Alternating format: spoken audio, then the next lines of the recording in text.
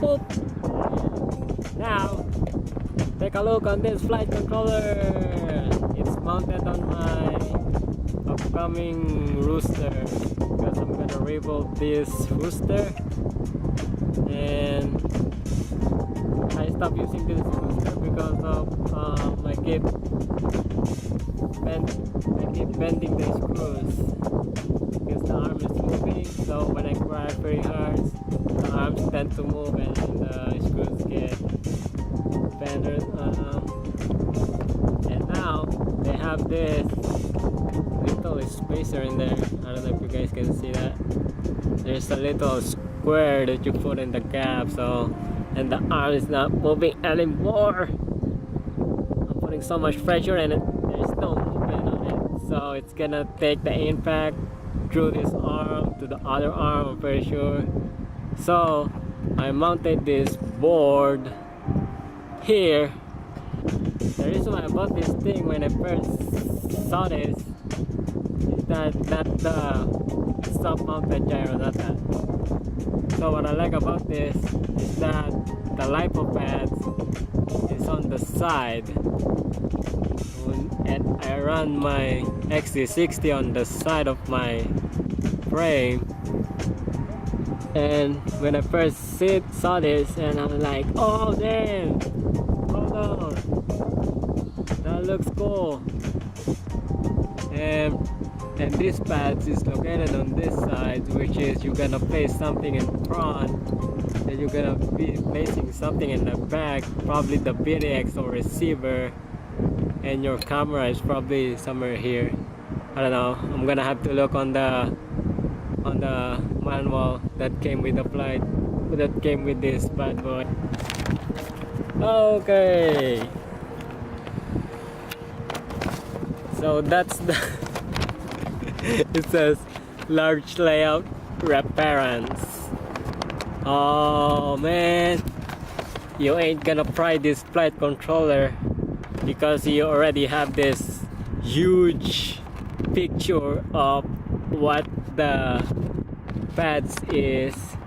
So we have on this side we have two pivots, like, oh, there's three, like this little tree, and there's ground, and it has TX1 and RX1 inverted and none in what is this? Probably non-inverted. I don't know, and because I think you're gonna have sort something on this thing. I don't know, might someone go over on it, I'm not pretty sure. And on top we have 9 volts and ground, 9 volts, and I run Unify Pros, not the HB.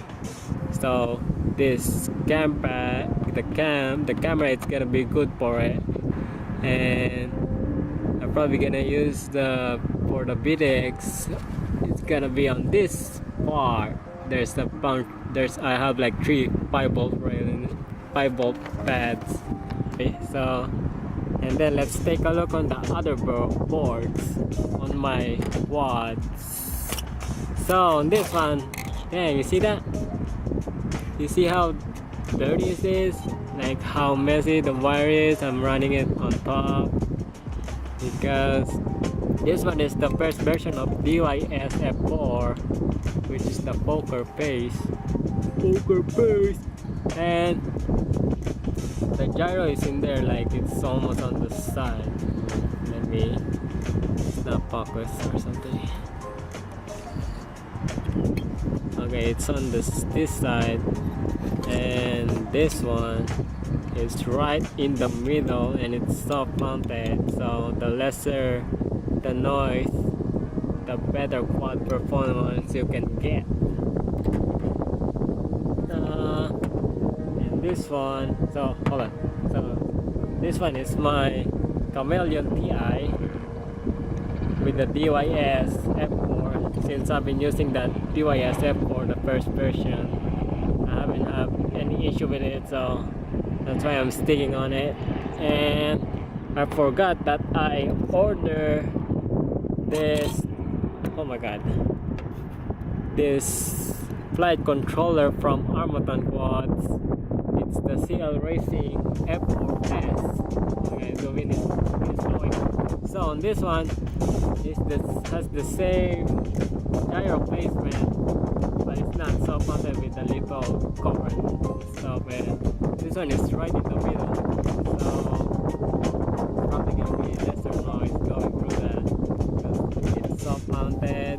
I'm using rubber stand-ups, and this one, what I like on this one is the layouts, the pad layouts. Look at it. There's a S-bus, 5 ground. Oh, I mean 5 volt and ground, and it's it's flight controller with PDB, and the pad is located on this side. They place it for the camera pad is located on this side.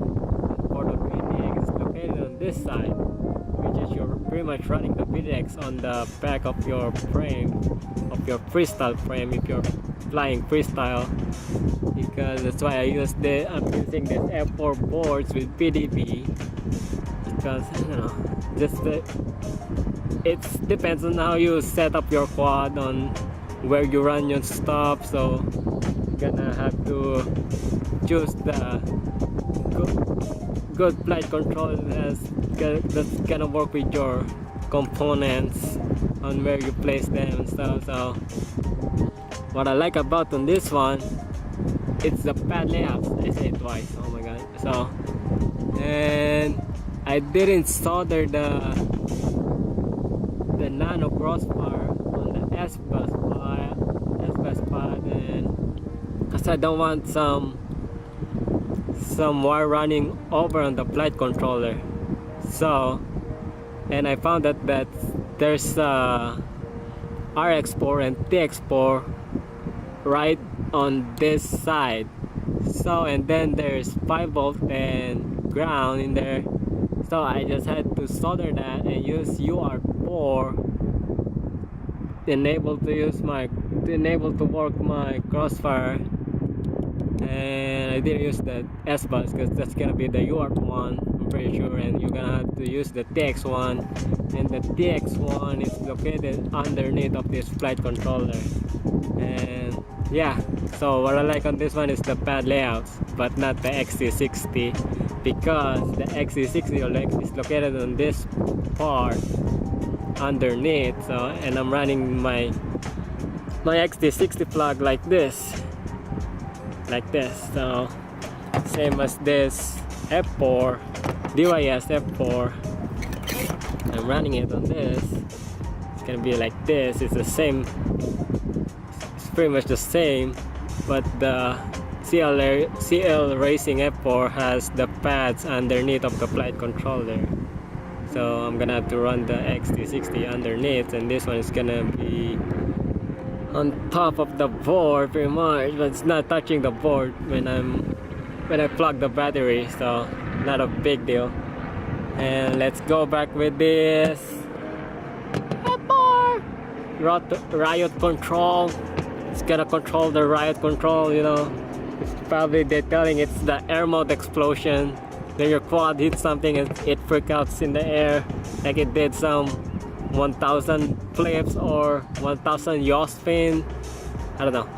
So yeah, what I like about this one, when I saw it's the lipo pads, because I'm gonna be running on this side, which is gonna be like this, and I'm pretty sure I'm gonna have a small amount of wire, like a short wire running on this blade, or running on this side, because I don't have to put it like this and run it like this. You know, you get the idea. You guys get the idea. So I'm gonna be flying my two quads, or probably this one with the CL Racing. It's a fresh flight controller. I haven't tuned the quad, so I'm probably gonna spend some spend 2 packs or 3 pack or 1 pack to kind of like build the quad and tweak the PID on it. But I'm so excited to try this board. Just look at it, bro. The layout is so cool. There's a ground pad in there. So what happened to this board that's kind of like look the same of this Riot Control. Take a look. They almost look the same, like the pads, like almost the same, but it mounted like this, and the life of pads is located on this part. So I'm gonna have to run a pretty long wire and able to run my wires to the side, or unless I can rotate the flight controller, but I'm not gonna have access on the USB. So what happened to this one is that I was gonna flash my ESC, and I already have my LiPo plugged in, and I was plugging my USB, and it slipped on the side. And look at this pad right there. That's a capacitive pad for your ESC, and this one is ground. So just a little bit of touch, you got fried, bro. Look, you got fried. But on this one, the USB is right there, and this one is ground, so you can like solder that and nothing's gonna happen. On this one, I'm pretty sure I'm gonna take like a couple of months to finish the quad, to get to buy the motors, BDX, camera, receiver, ESC. That's pretty much it. Like I'm missing 1, 2, 3, 4 pieces of the puzzle, and it's gonna take me time to get those because I'm saving some money, because I don't want that spending so much money in a month. Like I wanted to buy the parts like every month, so that's gonna take me like a couple of months. It's gonna be a really good for freestyle frames, like freestyle setups, CL racing, or this one, depending on how you run your XT60 plug. If you're running your XT60 plug going to your back of your flight controller, this board is gonna be good for it. Or maybe you guys can use this one, just rotate the board. Oh no, because you're not gonna have the access for the USB, so unless you really have to like run your XT60 on the side. So that's gonna be it, and then let's go flying.